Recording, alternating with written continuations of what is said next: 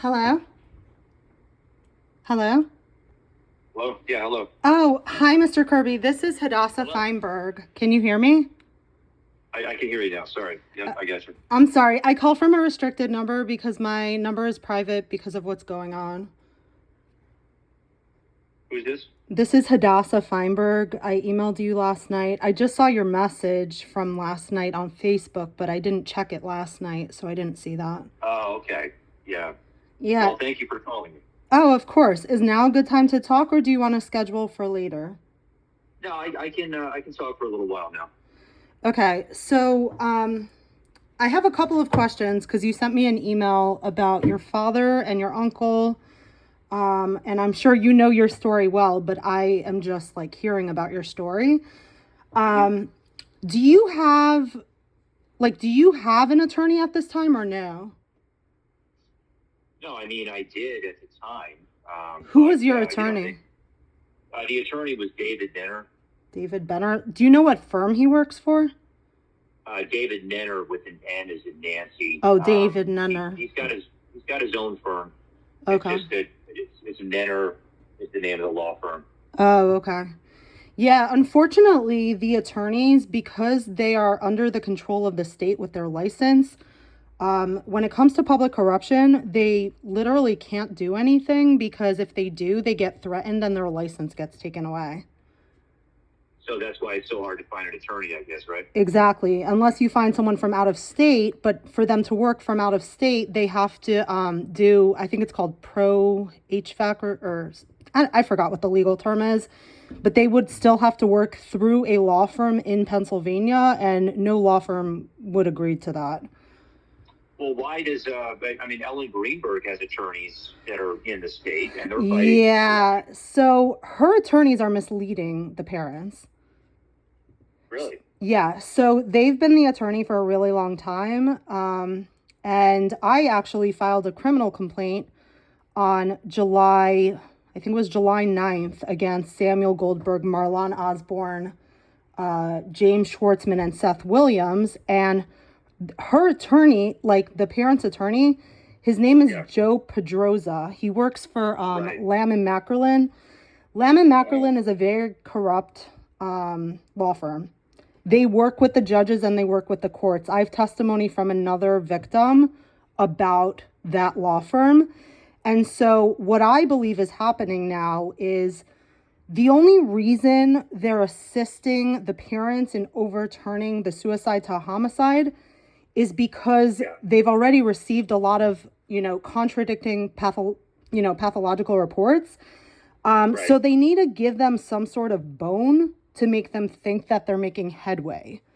However, if you think about what's going on, since I filed a criminal complaint against the fiance and I have reached out to the attorney that should have their best interest, if he did have their best interest, he would be very curious in knowing what evidence I have to assist them.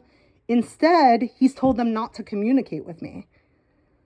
Yeah, that's interesting because I reached out to this guy Pedroza as well with my story because he's not helping them. He's going against them. Yeah. But I don't think Ellen Greenberg's parents understand the complexity of the public corruption in Pennsylvania. And because of the death of their daughter, they're very hyper-focused on her case when it's actually a statewide problem. I can see that. Are you familiar with Tom Brennan, who's the investigator for the Greenberg attorney? Yes, I am. And I tried to reach out to him, and I have not made any contact. Do you have his contact information? Yeah, I can send it to you. I met with Tom a couple times, and we've been back and forth. And what was your feel about him? Well, he claimed that he spoke with someone inside the Philadelphia Medical Examiner's office about my situation. Okay. And that this person told Tom that they manipulated the numbers to make it seem like my uncle died of a methadone overdose. Okay. So I thought that was great. We had a smoking gun. This would be terrific. So finally, I was able to get Tom to give up his source to an attorney that I was dealing with. Her name is Caitlin McCaffrey. Caitlin McCaffrey. Who does she work for? Vanderveen. Okay, I don't know them. Bruce Castor is a partner there. Yeah, I don't know them, but they're all intertwined. So, did you find out who manipulated the numbers? Did they tell you guys? Well, that's the thing. That's the thing. I do have the name of the source, but the source, he's not a toxicologist or a pathologist, so it was really just like a layman's opinion. I don't even know what title he had in the medical examiner's office. Then how did he know that it was manipulated? He claimed his common sense. I don't know. Oh, okay. So like circumstantial evidence? I guess, but this source has since been terminated by the medical examiner's office, and I think he's trying to sue them or something for retribution. Yeah, well, can you get his name? Because I will reach out to him. He actually sounds like he might be trying to help, and what they do is they cover up the people who are being honest. They did that in my case. They manipulated Penn State, and, I'm not surprised because Penn State did the Sandusky. They're about to be in big trouble. They did it once, and now they're doing it again.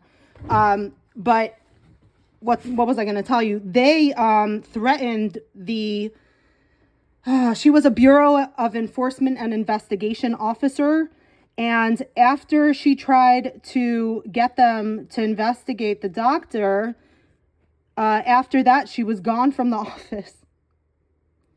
Yeah. And I have that in writing. And so, and I have written down from her that they wouldn't cooperate and that it's not just Penn State, but it's also people within her administration. And so they have not closed out in the Bureau of Enforcement and Investigation because I basically said, look, you want to be part of the RICO case? Keep going where you're going. Because I'm telling you, this is coming down. I'm going to make sure of that. Yeah. I'm done. It just seems like, as you noted, the corruption is just so layered, and it's hard to know who to trust. Yeah, but I'm already on top of them. So, I just want to tell you a little bit about me, so you know, who I am and how, I got involved in this. I was a licensed foster and adoptive mom in Dauphin County, and I fostered for 3 years. I was highly recommended to adopt. My children were thriving. I'm a single mom with sole custody. I have a bachelor's degree in criminal justice. I have some legal education, but I didn't complete law school. And I went into foster care. I had no idea what was going on behind the scenes. I did not know that they were committing perjury, falsifying reports. I had no idea. On October 12th of 2023, I was informed by another member of the Jewish community. I'm Jewish, by the way, and so is Ellen Greenberg and Josh Shapiro. I was informed about 4 missing children. The mother of the children was trying to con her way back to get her kids after she abandoned them. And that mother is the granddaughter of a previously convicted felon. And so she grew up with me in the Jewish community, and I always thought she was a victim. So I really, really tried to help her out and see her in a positive light. I didn't realize at that time that she was the one that abandoned them because, I was just going based off of what she was telling me. And long story short, I ended up having the Harrisburg Police Department find the kids, locate the kids, and they were found in horrible condition. They were unclothed, soiled in feces, and released to me for 5 days. I had to give them clothes. They had a lot of bruises. I took them into UPMC where they were diagnosed with suspected child abuse. But because CYS didn't come out, they tried to cover it up once I informed the Department of Human Services and Josh Shapiro. So I have a lot of emails to the governor, to the Department of Human Services. They know what happened to the Smith kids. They're all aware of that. But instead, they figured if they cover it up and make me look like I imagined the entire thing, they would get away with it, right? So what did they do? After I filed a complaint against them, they filed a complaint against my family, came after my kids, kidnapped my kids for 13 days. This is unreal. I knew that they were going to take my kids because they were fabricating allegations. So I went to local, state, and the FBI to try to get help. And nobody helped me because everybody believed them. And I ended up moving my jurisdiction to Cumberland County. And so a couple days before they took my kids, my jurisdiction changed. And what they did was they lured me back to Dauphin County and said they would investigate CYS like the police said they would investigate. Instead, they served me with a warrant and took my kids. I ended up getting the case transferred to Cumberland County. And once it got to Cumberland County, they returned my children because there was no grounds. It was all hearsay. Like when they file, like you're not there to defend yourself. Anyways, long story short, after that, I started delving into, speaking up, and a lot of victims started coming forward. And that's where I learned of Ellen Greenberg's case and all the other victims that are on my Facebook page. Wow. Okay. And then I don't know if you know who, what's her name? I forgot what her name was. The one that sued Trump for RICO crimes, Fannie Willis. Oh, yeah. But yeah, that's where I got that idea from. Like, whoa, this is public corruption. We're talking about the same perpetrators over and over and over.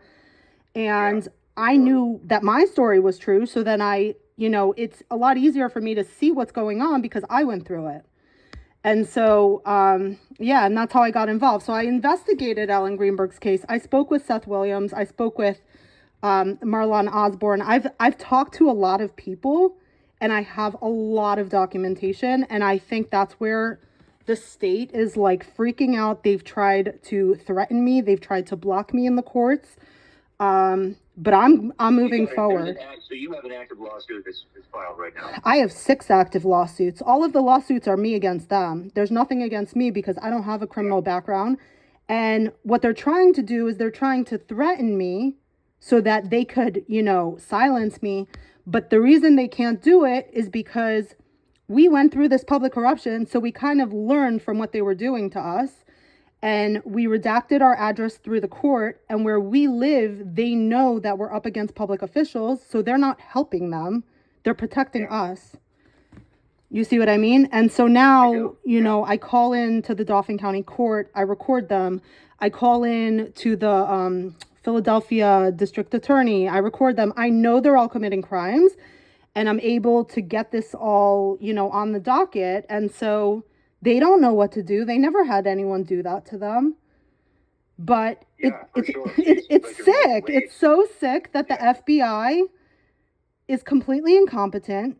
If I, as a single mom of 4 kids, can dismantle public corruption across the state, I don't know what their problem is. Like, I don't know, but whatever I can do, certainly to help with that absolutely, I'm all on board. Yeah. So, and that's how all the victims that have been harmed feel, because people are sick of it. I sent you the email. I don't know if you saw it, but I did. I read it. I pled no contest to the charges. Because people plead no contest for a myriad of reasons. Of course. I was scared into it. They tack on a million charges. Yeah, they coerce you. They intimidate you. Yeah. Yeah, it wasn't until after the fact that I found out about Osbourne and Bolino with behavior evidence. But well, that's how they do it, actually. What they do is they target victims and make you think you're isolated, and nobody speaks up because everyone's afraid. And so what I've done by speaking up, I've actually helped other victims come forward. And once people come forward, you start connecting the dots. Like, oh, they're doing this to everybody. We're not by ourselves, you know? So, okay, I'm just taking notes so I can figure out like your specific situation. First of all, do you have any records or like transcripts? I have some stuff from my court cases before before I accepted the plea. Yeah, I do have some, and I have some hospital records as well. Can you send me? Can you scan it? Can you send me all of those? Because I'm gonna be completely transparent with you.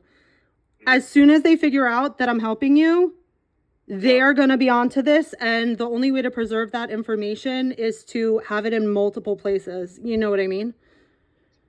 Yeah, for sure. I can send you the information. And, I can send you Tom Brennan if you want his contact. Yeah, what's his phone number? Well, first, I have in front of me here the source that I was telling you about that Tom told me. Yeah, who is that? From inside the medical examiner's office. His name is Dave Quain. Quain. Dave Quain? Quain? Yes. Okay, what is his position? What does he do? I don't know. He used to work in the medical examiner's office, and he no longer does. And They removed he was suing him. them for something. Medical I don't know the examiner. exact specifics. Okay. They probably tried to settle with him to shut him up. Okay, I'm gonna try to find him. You don't have his information. It says Forensic Services Director. That's what he was. Oh, okay. I do have his cell phone number. Yeah, what's his cell phone? 215. Okay. 280. Okay. 1323. Okay. Forensic Services Director. Okay. That's what he was. That's what he was. There. Yeah, they removed him because he was, telling the people. Okay.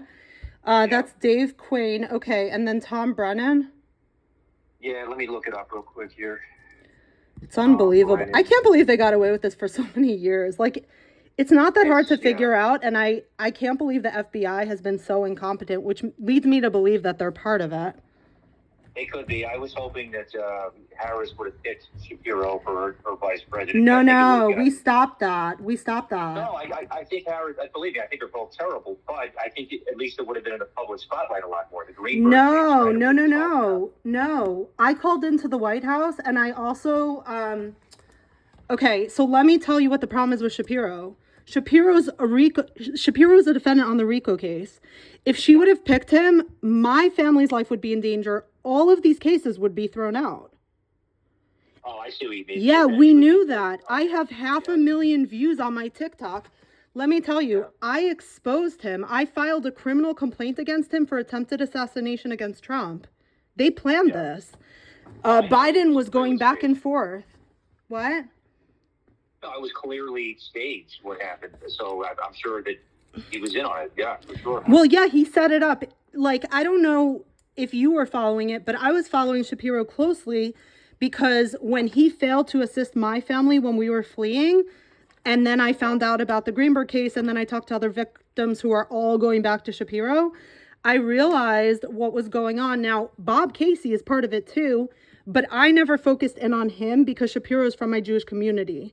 So up until now, he's been out of the spotlight, but I sent them an email and they responded to me. And when they responded, they basically said, oh, since you're in litigation, we don't have jurisdiction. They're trying to keep themselves out of it. But I already warned them, he's going to be removed. He's going to be removed by Harris because I'm going to put Harris on notice that if she doesn't intervene in this crisis in Pennsylvania, she's not going to win. And trust me, when I say that, I can literally turn a whole country. Like, I went from not having a TikTok to 500,000 views in 1 month.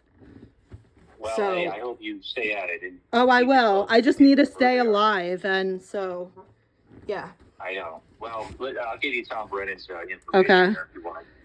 Tom Brennan, his cell is 717 574 4042. Okay.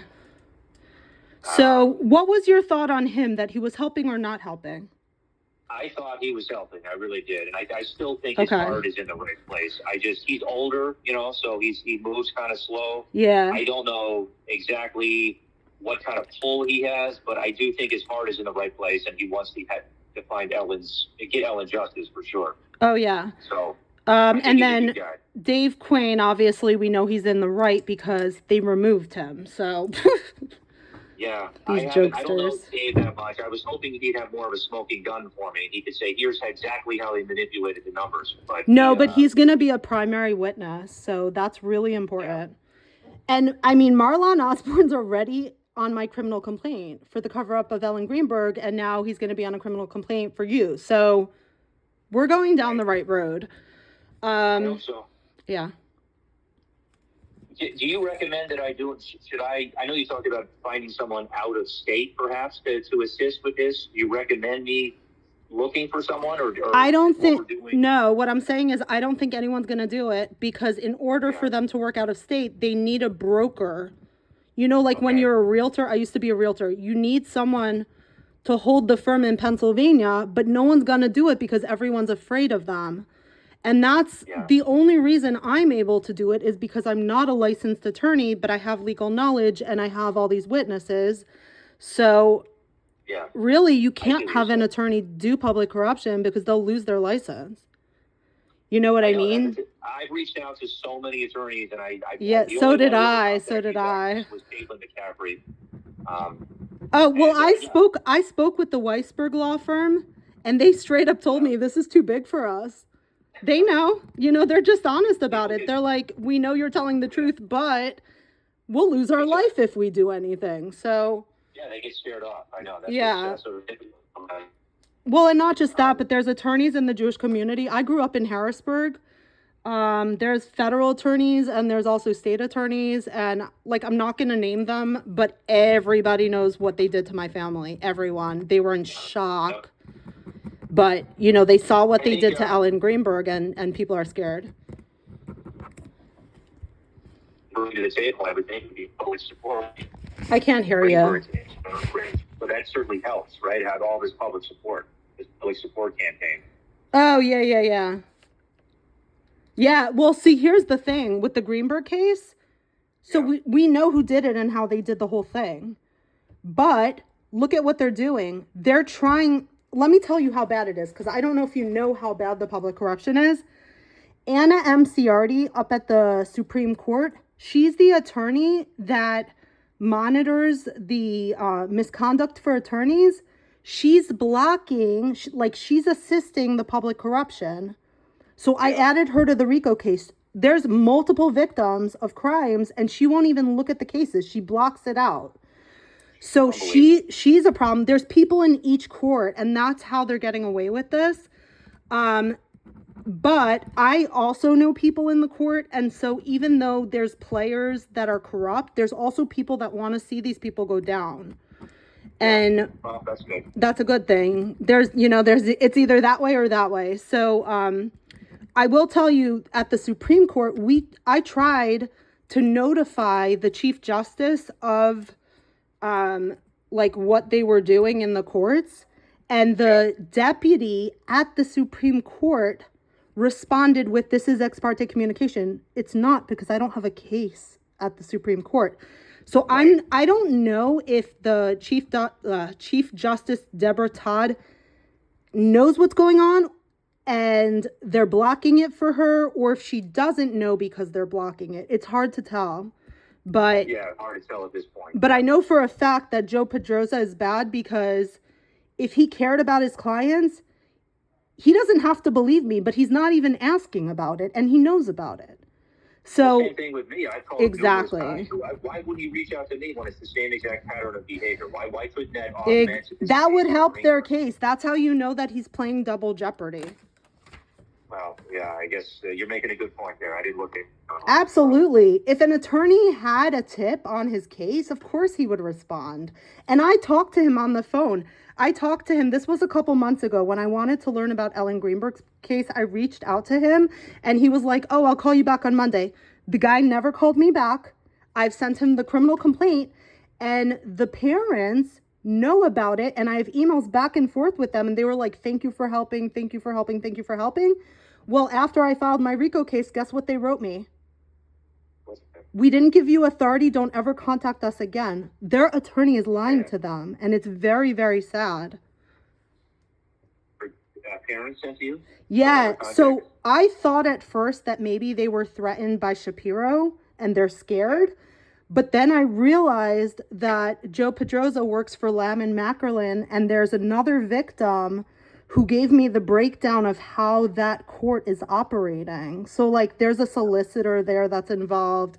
There's multiple people in that court that are problematic. So frustrating. Yeah, it's very intricate, but it's not impossible to disassemble. And the most important thing is to document, and public record. Just get it out, because if you don't get it out, they cover it up. Well, there's no question. I just wish that, the Greenberg parents seem like very nice people. They are. They're being misled. They're being misled. And they keep saying, if you look at the news reports, they keep saying, "We just want answers. We just want answers." Well, here's your answer.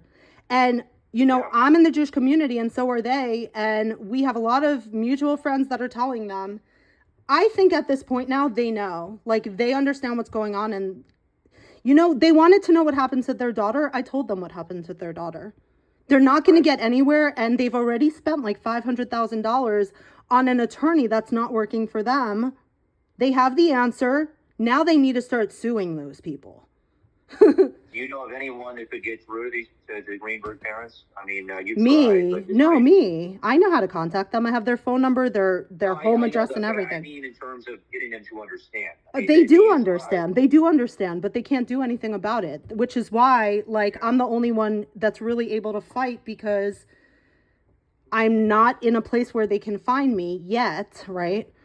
They're going to do everything they can to find me and eliminate me, but until I get justice, I'm not stopping, and I've made that very clear. So it's going to happen. It's going to happen for sure. They tried to block at the... Listen, I moved it to Maryland because of the public corruption. I was able to do that by adding one defendant from Maryland. And that judge, Shapiro, must have contacted him and been like, block her IFP, block her this, right? First, they denied my IFP and told me to pay. And then I said, you know, I sent them back my financials. So they couldn't deny that. And so instead of, you know, granting that to me, they say, oh, well, we're going to transfer it to Pennsylvania. If they were going to transfer it, they would have said that before they requested money from me. Yeah, for sure. So I appealed it straight to the circuit court. So it's still in Maryland. They tried to push it to Pennsylvania, but I blocked it by appealing it up. So that's what we're waiting on now. Can I view these lawsuits? Absolutely. I'll send you copies. I can. Yeah, that'd be great. Oh my God. Yeah, you're going to be like, whoa, this is crazy. Well, anything I can do to help, don't, you know, you have my email and phone number and all that. So yeah. So do you have a pen and paper? Because I need a couple things from you then so that we can like pull your case together. So sure. First, I need the transcripts. Any physical evidence you have, I need. Okay, so I'll give you I have forensic experts, independent ones from different states that looked at this, and they said that there's no way that my uncle died of methadone. So I can send you them. Okay. I can send you the record from the hospital where my uncle was admitted to, and they never treated him for an opioid overdose, never suspected one. They said he died of heart failure, so I can send you those records. So what did he die of? Did you find out? The hospital thinks it was heart failure, but unrelated to any opioid, unrelated to methadone, because he wasn't showing any signs whatsoever of having a drug overdose. Okay. So their belief is that it was like cardiac related, but of course, it was sent to the Philadelphia Medical Examiner. They looked at it and said it was a pure methadone overdose. And so what was the reason that you think that they made it a methadone overdose? Well, because that was the only way they could bring charges against my father and me. Brian Peters, the homicide. Yeah, but what was the motive? Why did they want to bring charges against you? I think that it was an interesting case. I think that they wanted to make work. Like it sounds interesting. You know, a father and a son giving medication to an uncle for insurance money. Okay. I think they just wanted like a splashy headline kind of case, and the only way they could do it is with methadone being the cause of death. Was there actual methadone in the reports? Yes, in the toxicology reports, yes. And my father did supply him methadone, but they did that for many, many years together. Okay. There was a therapeutic amount that was found in the toxicology report, yeah. Okay, so my other question is, what's your dad's name? It's the same name, except his middle initial is R, as in Raymond. Wait, so Ed, R. Wait, yeah. What was your last name? I'm sorry. Kirby. Oh, Kirby. Oh, it's like the cucumbers, right? Yeah, exactly. Okay, Ed R. Kirby is your father, and then what's your uncle's name? George Kirby. George. Does he have a middle initial? Not that I know of. Okay. The other thing. It's actually A. It's Anthony. That's right. Anthony.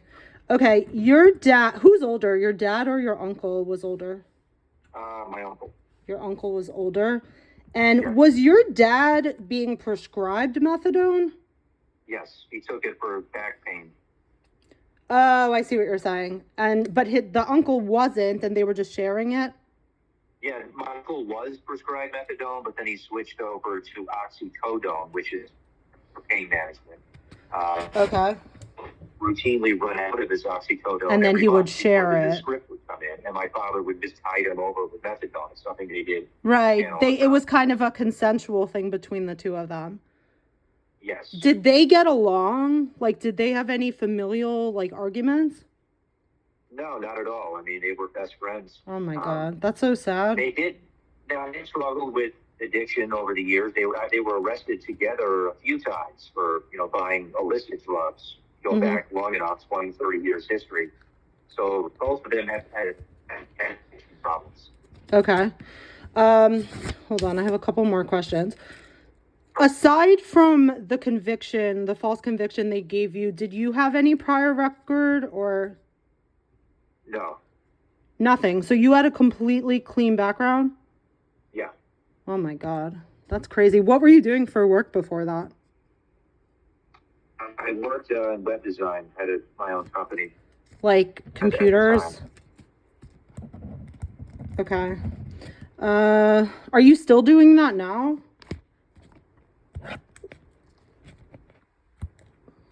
Hello? I can't hear you. In Chester County. Hello? Can you hear me? You still there? Yeah, I can hear you. I couldn't hear you. What did you say about Chester County? No, I said I manage a tree service business in Chester County. Oh, you do that now? Yeah, that's what I do now, yeah. Were you doing web service in Chester County before? No, it was mainly in Philadelphia at the time. That was in Philly. Okay, tree service, Chester County. The reason I'm asking you, I have a lot of victims from these different counties, and there's a lot going on in these courts from these other counties, and so I'm trying to put, like, things together. What was I going to ask you? Another thing.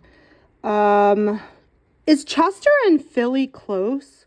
Because I'm from Harrisburg. Yes. I don't know where that is. Yeah, it's right outside of Philly. I'm probably about 15 minutes away from Philadelphia. Okay. Okay, one more thing. Can you just tell me again, who were the attorneys? I need to write that down. I didn't write it down. Like, who represented you for the conviction? David Nenner, Nenner. Menner? N is in Nancy. Yeah. Oh, Nenner. Yeah. David Nenner. And what firm is he with? Nenner Law Firm? Yes. Nenner Law Firm. Because I'm going to do some research on him to see what his position is. And then was there anyone else that, like, was a part of your case? Well, my father had a different attorney. His attorney's name was Jason Kadish. Kadish?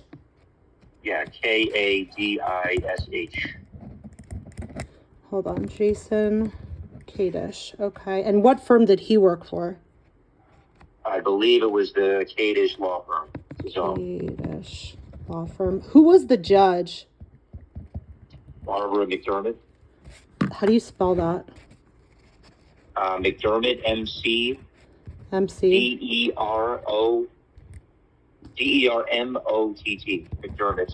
McDermott. What was her first name? Barbara. And what court was that? Philadelphia. Criminal court. So not the common, it started at the common pleas, right? Oh, yeah, I guess it would be still common pleas until, yeah, the Philadelphia common pleas, yeah. Philadelphia common pleas. Did you ever appeal it? No.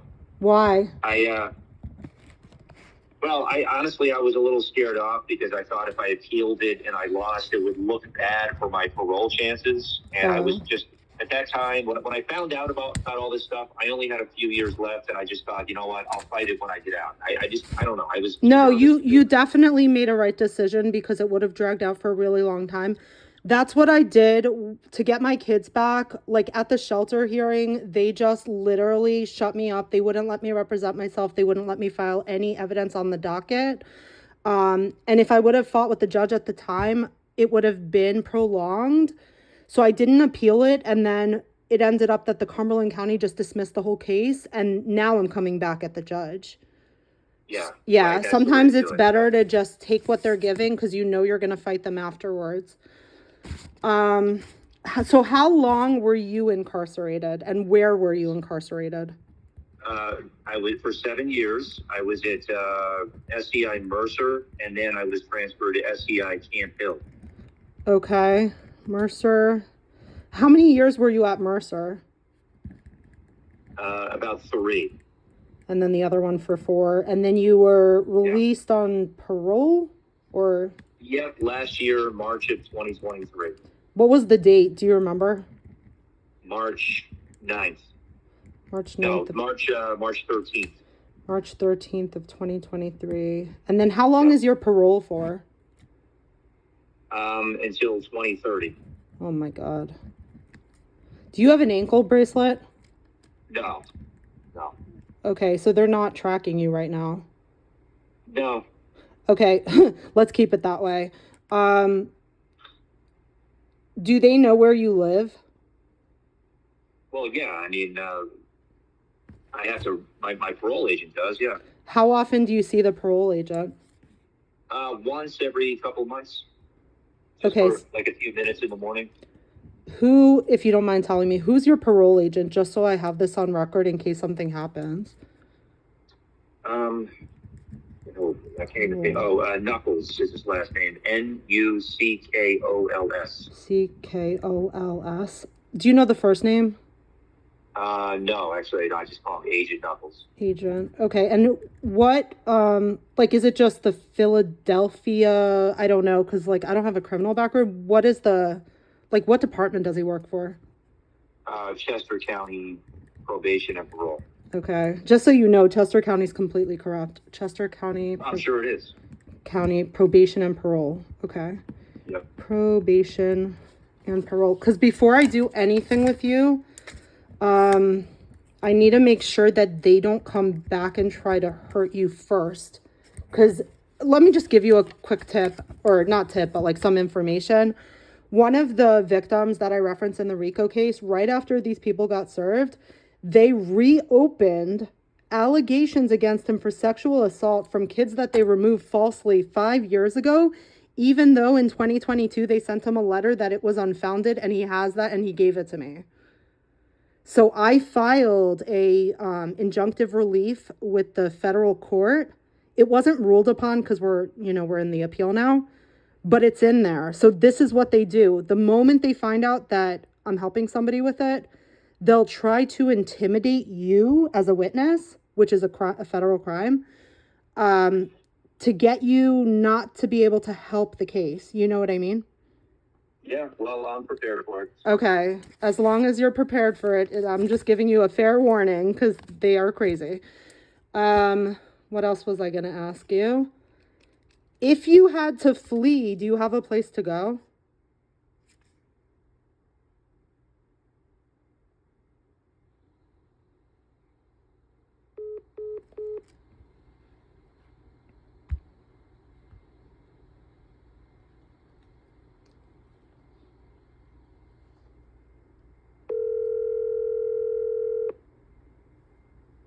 Hello? Hello? Hello? Hello? Can you hear me? Yeah, I don't know what happened. I lost you. Hello? Hello? I can't hear you. Hello? Yeah, can you hear me? I can hear you fine now. Okay. My last question was, if you had to flee, would you have a place to go? If I had to what? Would I have a place to go? If you had to flee for your life, for your safety, No, I do not. No, you do not have a place to go. I would not know where to go. Okay. Now, I mean, I'm not allowed to technically give legal advice because I'm not a licensed attorney, but I can give you some advice of what you can do in that situation because my family went through that. If you don't have a place to go that's out of state, like my first recommendation would be that if we start helping and they start coming to your house, don't open the door. That's number one. Do you have cameras? Okay. Do you have cameras recording? Yes, there's some surveillance cameras, yeah. Okay. So yeah, I would not open the door unless you absolutely know who it is and like that they're there because you want them there and not, whatever, the county or whatever showing up. We left the state, after we moved out of the county, we left the state. I sold 2 homes and moved. And our address is completely redacted through the court, which you can't do because of the public corruption in Pennsylvania. And you won't be able to get asylum there either because of the public corruption. So I'm just like letting you know because we went through that. I always tell everyone the best is not to live in PA when you're fighting it. But if you don't have a choice, then these are my recommendations. Don't open the door. Well, I'll keep that in mind. I want you to look at my case to see if you're sure it's going to aid in what it is. I already know from what you're telling me 100% because I know from the other cases that I'm working with based on the same overlapping perpetrators. And Ellen Greenberg's case is a very high profile case, which has been completely misled because of the public corruption up until this point. So, like, you're coming into something that already has a lot of, like, groundwork. Right, and I was hoping that they could sort of pave the way for my situation. Yeah. Right. And that's why I was like, listen, I'm working with so many people. I'm so bombarded, but your case is very, very good for this case. And it will also, like, it's like a mutual win-win type of thing. So, yeah, I definitely would not... if I didn't think it was helpful, I would turn you away. I just wish that the Greenberg parents were on board with this. That just makes me a little apprehensive that they're so standoffish against what you're trying to do. So, they're not. I have in emails that they were supporting it up until I filed the RICO against Shapiro. So either they got threatened or their attorney misled them. But that doesn't matter because we already have their emails supporting it. They are, you see what I mean? That none of that matters. Yeah. And the parents don't have a legal right to stop anyone from bringing and reporting crimes, right? Right. If somebody didn't want justice for their kid, that's not their right to tell someone else. You know what I mean? They don't have that right. The reason I have standing in Ellen Greenberg's case is because this is an issue of public corruption that affected my family, your family, every family. If it was just me filing a complaint for her case, without a RICO case, I wouldn't have standing. But because it's another, you understand what I'm saying, right? I do. Yes. And that's how I'm able to do the stuff on her behalf, do the stuff on your behalf, because it's an underlying issue that's affecting all of us. So I get it. And if you have a chance, if you could send me what you have filed so far, I'd love to take a look at it. Yeah. I'm going to do that. I don't think I have any more questions. I do definitely need the transcript so I can read them and make sure that everything is crossed and dotted. I really don't have any transcripts, though, to be honest with you. I mean, I didn't go to trial. I accepted a plea arrangement. Is it public record? Do you know what the docket number is? Sure. Yeah, I can send you that stuff. I can send you the docket and the information. Because I want to see what's being said and, the testimony that they're giving or whatever against what you're saying. I believe you, but I need to be able to verify. Obviously I don't know you. I want you to look at everything. Yeah, I verify everything. I would not file any complaints unless I can back them up with a legal argument. So I'm like an attorney, but I'm not an attorney. Right. I know. I get it, and I appreciate what you're doing. And I'm gonna send everything I have, and then we'll go from there. Yeah, and I'm gonna send you the RICO case. I'm also gonna send you the civil rights suit that I filed. I have 6 different litigations just because I'm coming at them from every angle. The district attorneys are also problematic, and so I'm going after everybody, and that's why this is so complex. But so far so good. We've made all the deadlines. We're not thrown out of the court, and we're moving forward. So that's awesome. All right, yeah. Well, keep it going. I look forward to working with you, and I'll. Okay, and if you need me to call you at any time, just let me know. I call from a blocked number just because of my family's safety, but yeah, I can call you. Yeah. I'm free. So I got you. okay. All right. Thank Talk to you. soon. Thank okay. you. Bye.